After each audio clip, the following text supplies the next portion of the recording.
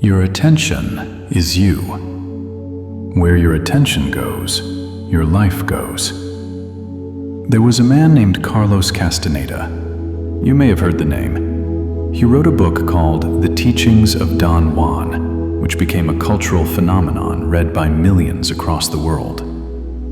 But what made Castaneda truly unique wasn't just the writing. For years, he was a student of a Native American elder named Don Juan, a man who carried within him a tradition of wisdom passed down through generations of indigenous people for thousands of years. Ancient knowledge, earned knowledge, the kind that doesn't come from a book or a course, but from a life lived in deep connection with the world. That wisdom is honest, sometimes uncomfortable, but for a person living in the 21st century, it might be exactly the thing worth finding.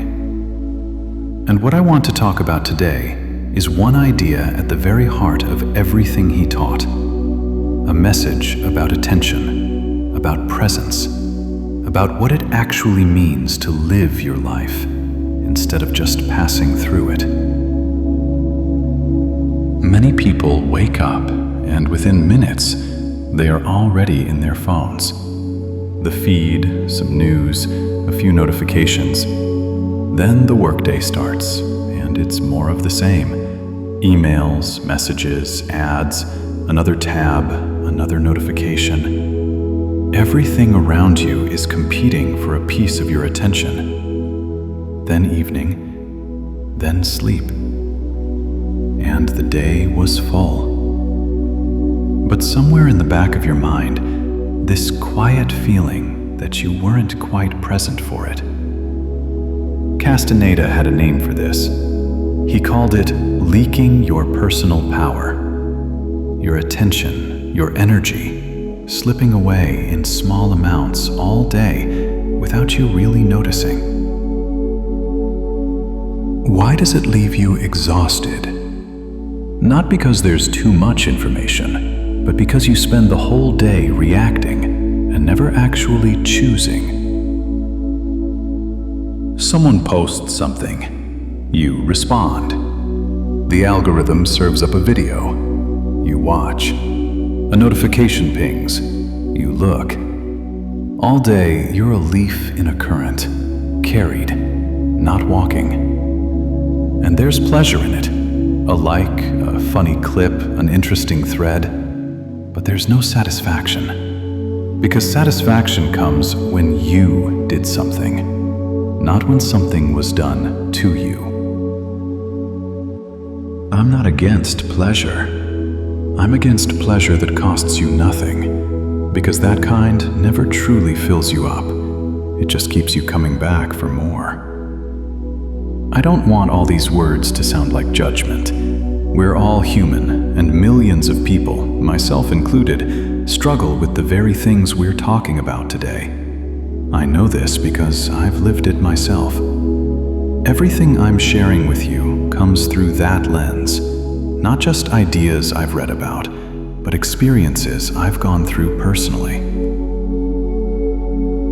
Let's continue. Castaneda talked about the warrior, not in the sense of combat. The warrior is someone who lives on purpose, someone who wakes up knowing why, someone who notices when something is pulling them sideways and can choose not to follow. This doesn't mean deleting your apps and moving to the woods. It means creating a pause. 1 second between something just came in and I'm going to react to it. That's it. That 1 second is the freedom he spent his whole life writing about. But to find that pause, your attention needs space. And that's where the three things Castaneda kept coming back to become real. Silence, clarity, attention. Not as concepts, as actual states you can enter. Nature is one of the most powerful ways to get there. 3 or 4 quiet days in the forest restores something in you. It fills you back up. It reminds you of a connection that was always there, to something much larger than the feed, the inbox, or the to-do list. He also said, "Remember that you're going to die." Sounds dark, but it doesn't work the way you'd expect. When you truly sit with the fact that your time is limited, a lot of things begin to fall away on their own. You don't have to force yourself to stop scrolling. You simply start to feel the weight of spending your time that way. Death as a filter. Brutal, but honest. There's a practice I want to share. Go to a cemetery, not as something morbid, but as a reminder. Walk slowly. Look at the names, the dates, the small inscriptions people chose to leave behind. These were real people. People who loved, who made plans, who had ideas they were going to act on someday. And someday never came. And here's a question I want to leave with you. What would you want written on your headstone? Not your job title, not your achievements, but who you actually were. How you made people feel. Whether you truly showed up for your own life. That question has a way of cutting through the noise. So what do you actually do with this? In the morning, don't open your phone until you've had one thought. What do I want from today? Not a to-do list, just one direction, one intention. During the day, collect boredom. Let your mind exist for a moment without input, without stimulation, without anything to consume. Sometimes the brain just needs to breathe, to catch its breath. That default state isn't emptiness, it's where you actually think. In the evening, sit in silence for 10 minutes.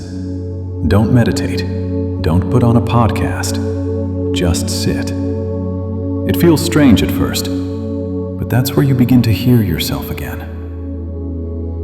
Once a week, choose 1 hour with no agenda, no podcast, no scrolling, no productivity. Just you and whatever naturally comes to mind. Notice what surfaces when nothing is competing for your attention. That's usually the thing that actually matters to you. And during the day, ask yourself sometimes, am I doing this because I truly want to? Or did I just reach for it out of habit? Everything I've shared today might sound like the world is out to get you, but that's not it. And Castaneda wasn't against the world. He was against the world living your life for you. Nowadays, that might be the most relevant thing anyone can say. Because every product, every platform, every feed around you is engineered for one thing: to take your attention. And the only way to remain yourself is to decide, consciously, where you place it. The warrior today isn't someone who fights. It's someone who knows how to use silence, clarity, and attention as allies. There is only a moment between the past and the future, and that moment is called life. My friend, make sure that moment is truly